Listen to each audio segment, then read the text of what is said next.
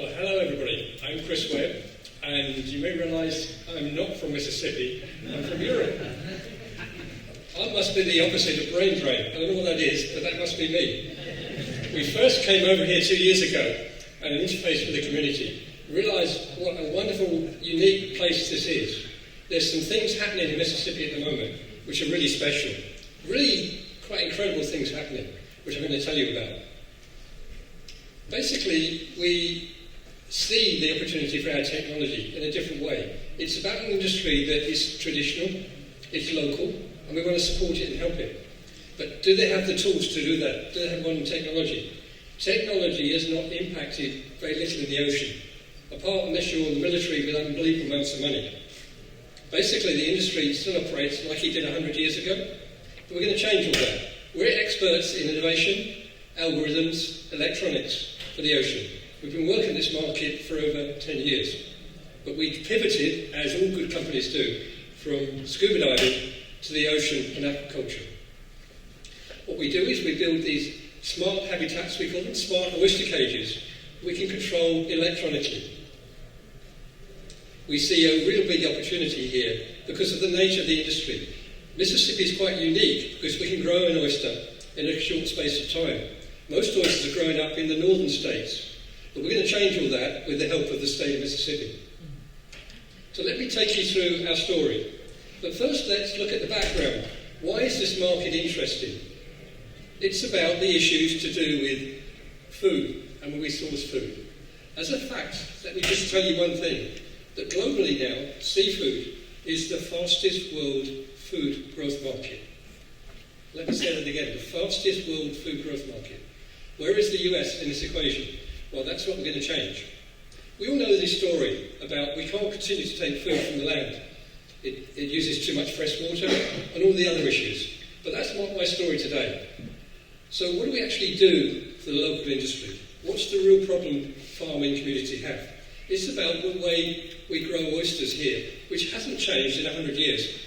I've been horrified coming from Europe to see how we do it. These guys go out, they jump in the water. We've immersed ourselves in the technology they use today, which is very limited. They actually flip the cages over, or they hang over a boat and flip the cages over. Most of them are going out daily to do that in Mississippi. If you get a chance to come down to Ocean Springs where my office is, I'd love you to show you. It's archaic. I would call it Dickensian. I think I've probably read too much Dickens. The cost of a go-to-market of an oyster, 80% is labour. You don't have to feed an oyster, it feeds itself. It's a wonderful animal, it cleanses the ocean. In terms of sustainability, which is critically important, you can't get a product that's as sustainable, anything like the other sources of food we have. So it's about three issues we're coming back to. It's about productivity, how we can use technology to improve productivity for these farmers. It's about scale, how by using technology they can scale up. If we can replace half of their labour team and redeploy that team to operate a bigger scale, just think of the impact it would have on the bottom line of those customers, those shellfish farmers. But we're going to change all that. What is it we do? Well, it's quite simple, a bit of electronics with a series of icons, take me up, take me down, keep me this level. What the farmers have told us after last year, coming from Europe, we've experienced personally a hurricane. 2 hurricanes, in fact, last year. We're down in Ocean Springs. And we saw an enormous tree come down in our garden and somehow miss the house and me and my wife. So we know what hurricanes can do. The farmers don't have a way to deal with that. But electronically, we can use our electronics to just take the cages down to the ocean floor, which won't it will greatly minimise that damage and probably in most cases eliminate the need. How do we do it? It's quite a clever process. We've invested $2 million in our technology already. So we've gone beyond the development phase. We now want to deploy our technology in a real farmer for a period of time. And that's what the funding we're looking to do at the moment. I've built a team of real experts to help me do that. But basically, simplistically, we have 2 reservoirs. One holds the air, and then we transfer it to the buoyant reservoir. And we do that with our clever electronics and algorithms. We can replicate algorithms to automate regular processes. So it's a deployment of technology, which, if you take it from outside this industry, It's widely used. What we're doing is the only one doing this in the US at the moment. And long may that last. What we've got is our own built habitats, I call them. It could be an oyster cage, as you see there, or it can be a mussel platform, which is now very popular to grow mussels, or it can be a seaweed platform.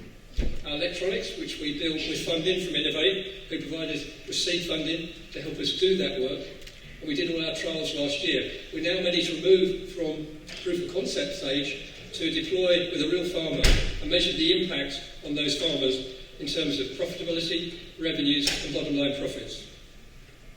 So in summary then, we originally came from the scuba diving market. We control habitats very precisely as required. We can literally move the habitat to the ideal position. With global warming, you're seeing a lot of temperature changes, particularly at the surface. We can deal with that because if there's a better position to be lower down than close to the surface, we can find it and take the structure down. So we can provide a solution for global warming, which means you don't have to suddenly upship your business to another state, up country. We're looking at oysters and mussels as our first market, but there's a great interest, and this is one wonderful thing about the cluster of opportunities here. There's a lot of military interest in what we do. There's a lot of NOAA people who would like to make use of our technology. But we're going to focus. Business is about focus. Very single, as our angel investors tell us. Just focus on one idea, deliver it, make it work, go with it. So we're going for that low-hanging fruit today. So why would a customer buy it? We built a model. We sat down with the farmers to understand their business. What is it that drives? What are the key KPIs that we can realistically measure that will show the performance and benefits to them? We built this model. We now want to get the funding to now deploy it in a representative group of farmers up and down the US, but particularly in Ocean Springs. There's a lot happening in Ocean Springs I'll be coming on to in a minute. It's a very big opportunity. It's a $1 billion opportunity. And we can impact on scalability, productivity. If we can double revenues for a farmer by actually positioning the crop in a different way so it grows faster and produces a better product, that's what we're going to do. If we can take out the labour costs, which is, as we said already, is over 80%, a large part of that out, it impacts directly on their bottom line, their profits, their EBITDA.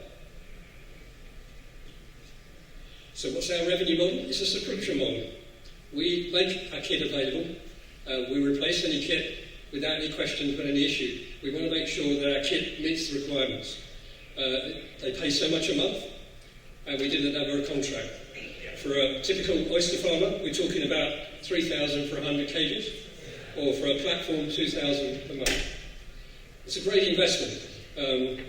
There's enormous things happening in Mississippi I talked to earlier. There's a really big investment taking place. The oyster growers, currently 25 farmers in Ocean Springs where I am. That's going to increase to 300, and that's happening now. The people are being trained. Our job is to give them the new technology so they can actually make a much profit. They can reinvest in their business. They can be more productive. They can hit a price point, which they can't do today without our technology. There's a lot of investment going in. There's a new hatchery going into Ocean Springs in the university. And there's over 100 to 200 million going out to the investors from various agencies like the Mississippi Development Authority. So it's something really special that's happening here. That market alone is worth 35 billion to us. We've got a customer up in New England in Maine, and they've got 5,000 cages, and they're interested in being part of a national trial. That will make them a multi-million customer of ours. This is a really exciting opportunity and a tremendous upside potential. So why my company? It's about this unique local market. What an opportunity to have a local market that gives you 35 million. Why wouldn't they want to buy it when there is no solution to hurricane damage at the moment? And that's where we're at. We're partnering with various angel groups already. We've been in due diligence with the Crezio Angel Group and the North Mississippi Angel Fund. We've got funding on the way, but we need to syndicate that out. We need to find some additional farmers to come into our syndicate. I'm not allowed to talk any more about that. We're also working with a great partner, a specialist in ocean work, particularly for the Navy, Envision. They're in Diamond Head, Mississippi. They are experts at building anything in the ocean. We're looking at the structures they build for us. It'll be 10 or 15-year life, and also a design to go down to 150 feet. Generally, most oyster farmers don't go that deep, but we make sure our units are very robust. We're looking to do an A round after we've done this initial funding.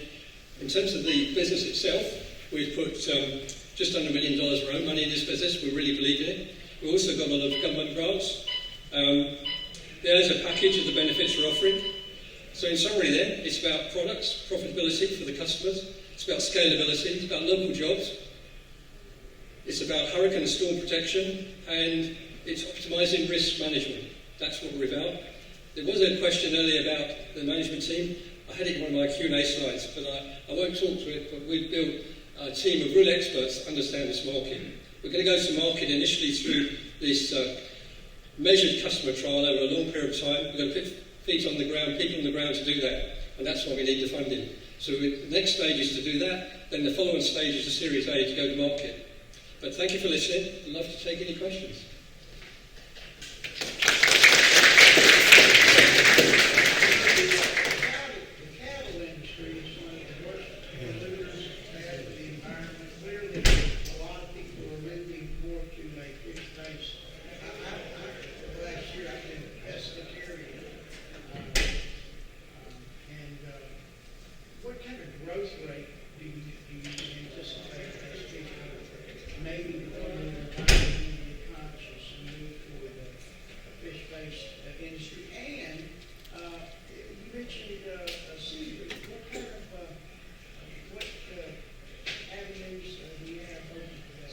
Some wonderful questions. I don't know if I've got time to answer all of them. I need to come and sit down with you. On the basic question, we produce about 500 million seafood in the US. If I look at the UK, where obviously I came from originally, they produce $10 million of seafood against our 500 million. They export $2 billion, but they consume the balance. Now, what should be the size of the US market? It possibly ought to be not 500 million, it could be 50 or 100 billion. This market has got enormous scope to grow.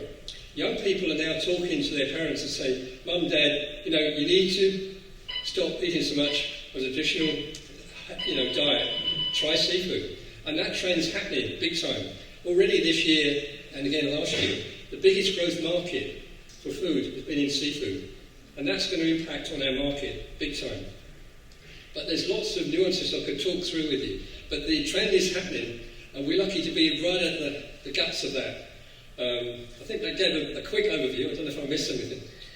But seaweed, we were part of a $25 million project with the Department of Energy. They want to put seaweed in the ocean. They want to assist and control it. We're invited to join it after being tested. And we're part of that big program. It's called Mariner with the ARPA program. And it's been very much a Mississippi thing, which received $1 million to help develop that. We're part of that too.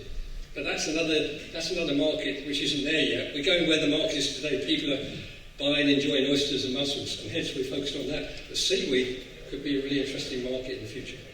It's a really good question. Wish I had more time to answer it.